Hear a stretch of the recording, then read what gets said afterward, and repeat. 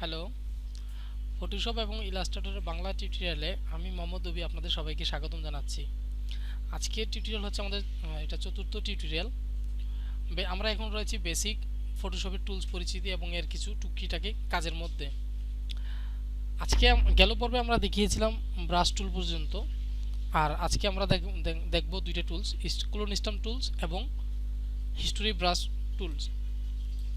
তো প্রথমে দেখে নিই যে ক্লোন স্টাম্প টুলসের ভিতরে কী কী রয়েছে। ক্লোন স্টাম্প টুলসের দুইটা রয়েছে, একটা হচ্ছে ক্লোন স্টাম্প টুলস আর একটা হচ্ছে প্যাটার্ন স্টাম্প টুলস। আর এখানে হিস্টোরি ব্রাশে রয়েছে হিস্টোরি ব্রাশ এবং আর্ট হিস্টোরি ব্রাশ। কিবোর্ডগুলো শর্টকাটগুলো দেখে নেবেন। তো আর কথা না বাড়িয়ে চলুন কাজে ফিরে যাই। নিয়ম অনুযায়ী আমি দুইটা ইমেজ ওপেন করে নিলাম। তো আমরা আজকে দেখব যে হিস্টোরি টুলসের ব্যবহার।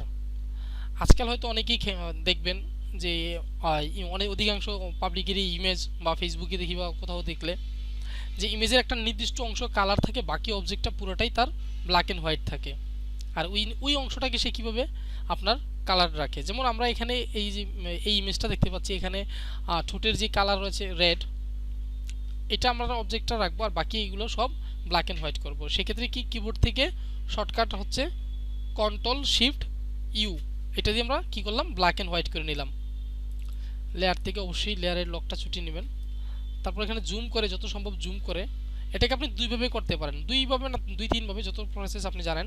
যেমন যদি এরিয়াটা সিলেক্ট করে নেন যে তার এই শুধুমাত্র ঠোঁটের এই অংশটা, সেক্ষেত্রে আপনার বাইরে না যাওয়ার সম্ভাবনাই বেশি। অথবা আপনি যদি পেন টুল দিয়ে সিলেক্ট করেন বা ম্যাজিক ওয়ান টুল দিয়ে বা কুইক সিলেকশন, যেটা দিয়ে আপনি করেন, যাই হোক আমি ওইদিকে আর যাচ্ছি না। আপনারা হয়তো ইতিমধ্যে আমার অন্যান্য ভিডিওগুলো দেখেছেন এবং প্র্যাকটিস করছেন। তো আমরা হিস্টোরি ব্রাশ টুলস এটা দিয়ে দেখুন খুব সহজে হিস্ট্রিটা আমরা ফিরিয়ে আনবো, রিস্টোর। দেখুন তার আগে এখানে খেয়াল করবেন অপাসিটি 100 এবং ফ্লো 100, মুড যেন নর্মাল থাকে। চাইলে আপনি ব্রাশের সাইজটা কমিয়ে বাড়িয়ে নিতে পারেন, ছোট বড় করতে পারেন। আমার এখানে 21 আছে, আমি যদি কিবোর্ড থেকে থার্ড ব্র্যাকেট প্রেস করি তাহলে এটা ছোট বড় হতে থাকবে। দেখুন আমার প্রয়োজন অনুযায়ী আমি এটাকে ছোট বড় করতেছি।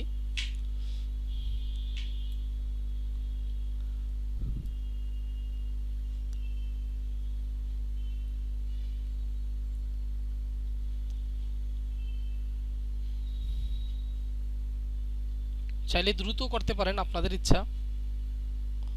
যখন এক্সপার্ট হবেন তখন এইভাবেই পারবেন, দ্রুত করা বলা লাগবে না।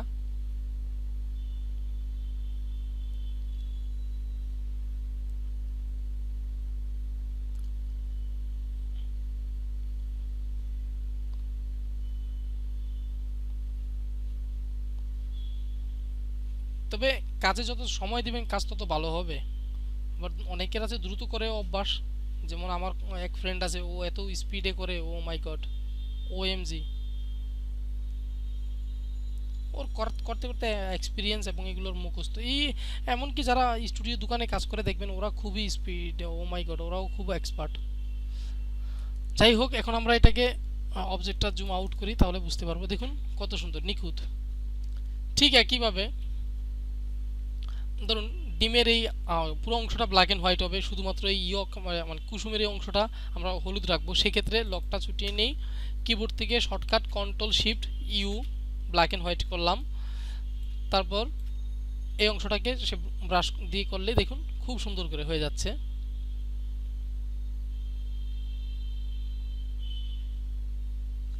আচ্ছা, তো এইভাবে আপনারা প্র্যাকটিস করতে থাকুন খুব সহজে। এটা হয়তো অনেকেই জানে না, বা জানলেও অনেকের কাছে এটা আহামরি মনে হয়। আসলে এটা আহামরি না, একদম মুড়ির মার মতো। যাই হোক, ধরুন আমরা এখান থেকে আবার হিস্টোরিতে আমাদের ইমেজে, কাঙ্ক্ষিত ইমেজে ফিরে যাই। আর এর সাথে রয়েছে আপনার আর্ট হিস্টোরি ব্রাশ। এটা দিয়ে কী কাজ,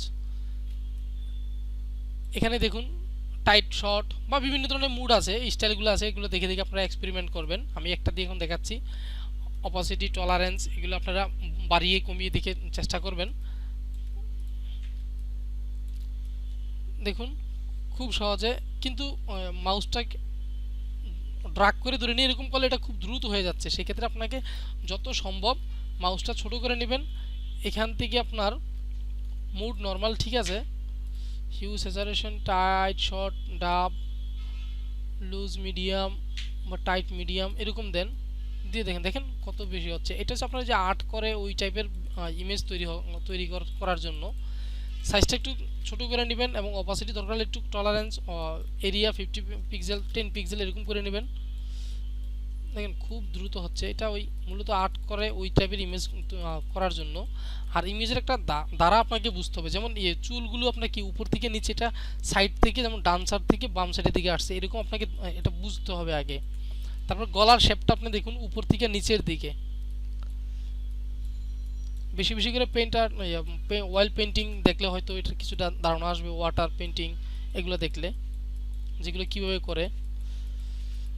যাই হোক, অনেক পুরোটা দেখাইতে গেলে অনেক অনেক টাইমের ব্যাপার স্যাপার।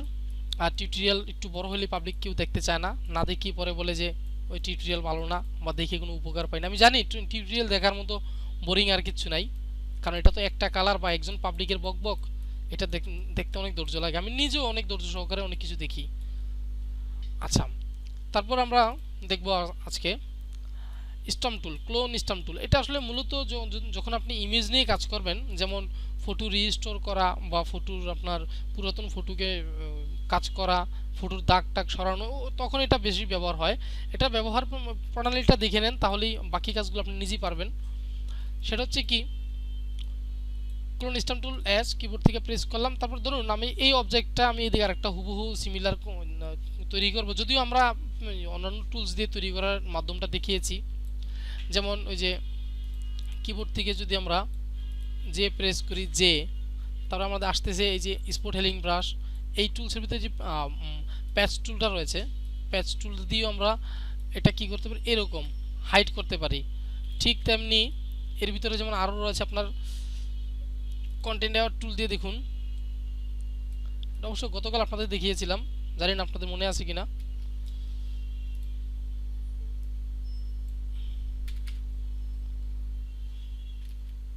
এরকম তো।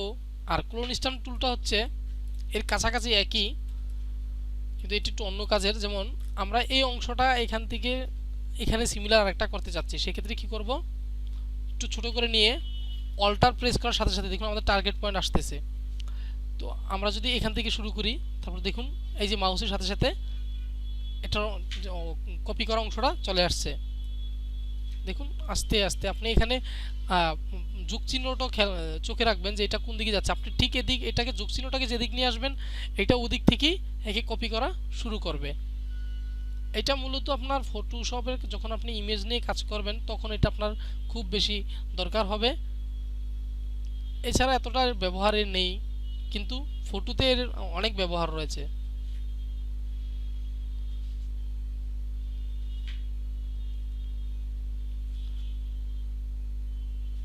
আমি কিন্তু মাউস পয়েন্টার এখনো ছাড়িনি, ক্লিক করে ধরেই রাখছি। আপনি যদি ছেড়ে দেন তাহলে কিন্তু চলে যাবে, আবার সেক্ষেত্রে আপনাকে অল্টার প্রেস করে আবার নতুন করে পিক করতে হবে।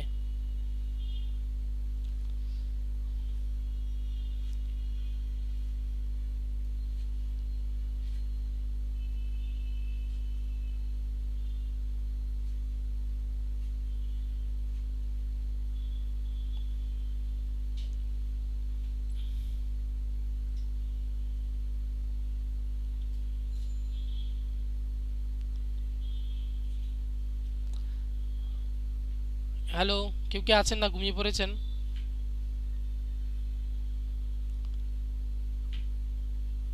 খুব সুন্দর, এর কাছাকাছি চলে আসছে। দেখুন আমি এর শ্যাডো অংশটা নিয়ে আসতেছি।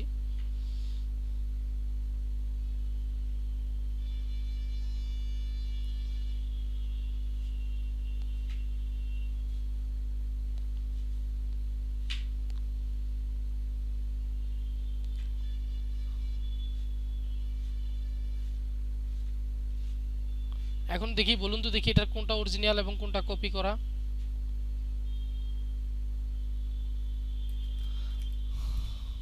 ঠিক আছে বন্ধুরা, ঠিক এইভাবেই কাজ করবেন।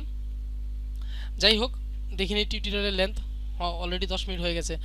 আজকে তাহলে এই পর্যন্তই। আমরা আগামী পর্বে দেখব আপনার ইরেজ টুল, গ্রেডিয়েন্ট টুল ইরেজ টুল দিয়ে কীভাবে আচ্ছা আজকে দেখাই দিই ইরেজ টুল দিয়ে কীভাবে কাজ করতে হয়। ইরেজ টুল না থাক, আগামী পর্বে দেখি।